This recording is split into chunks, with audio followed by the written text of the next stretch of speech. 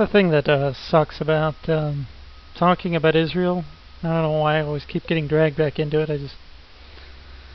It's just such a logic-free topic for most people. I mean, you get these people that are basically, anti-Semitic, and they're attracted to it, and so they just kind of spew their nonsense and their bigoted perspective, and then it becomes a thing where people simplify it and they think, okay, anybody who's opposed to what Israel does as a nation is just anti-Semitic, and that can be the only reason why they would oppose that.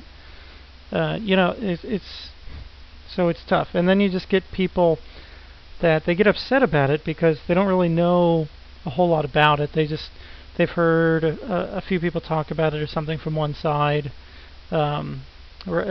proponents of the Israeli state, right? And and that's what they believe, or maybe they've heard some bigots about it too, so they think, oh, okay, everyone who's opposed to it's just a bigot.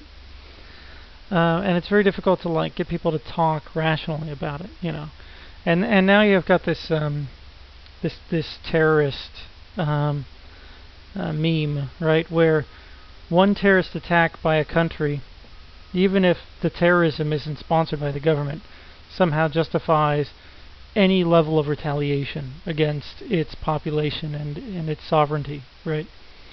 I mean, it would be like if the Oklahoma City bomber, instead of bombing in the United States, bombed in Mexico. All of a sudden, Mexico has the right to invade our country, take it over, and kill as many people as they feel like. It's, it's just the scale. There is no scale once you insert terrorism into something. It doesn't matter if one side's winning 100 to 1. It does, or 1,000 to 1, or 10,000 to 1. It doesn't matter because the fear of terrorism, grips us, so we have to act like idiots and irrational people. I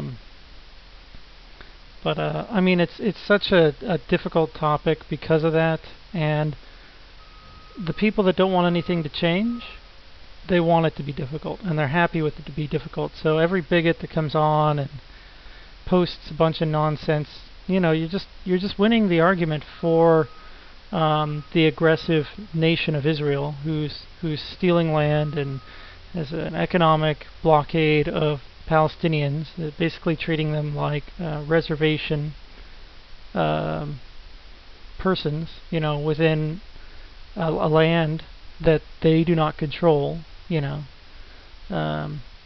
basically caging them in, right, and preventing them to have access to normal economic supplies that would allow them to not starve to death and get medical care and have an economy, So it's really bothersome. I talk about it sometimes because I think maybe if I try and clarify the points enough times, and people will start thinking more rationally about it and realize, hey, you can oppose a government without opposing the majority religion of that government. I mean, it's like saying if you dislike America, somehow you're anti-evangelical. You just hate evangelicals because you didn't like the Iraq War. That's ridiculous, right? I'm almost always opposed to aggression by one country taking resources from another without any justification, especially when one side is so much stronger than the other. I don't like seeing innocent people die and suffer. I think things should be determined fairly, and violence, especially when you're stronger than someone else, is not a just mediating tool to negotiate. Anyway, so that's that. Hopefully people will start thinking a little bit better about these issues someday. But it's not too likely with the media blackout we have in this country, in America, my country. Anyway, thanks for listening. Talk to you later.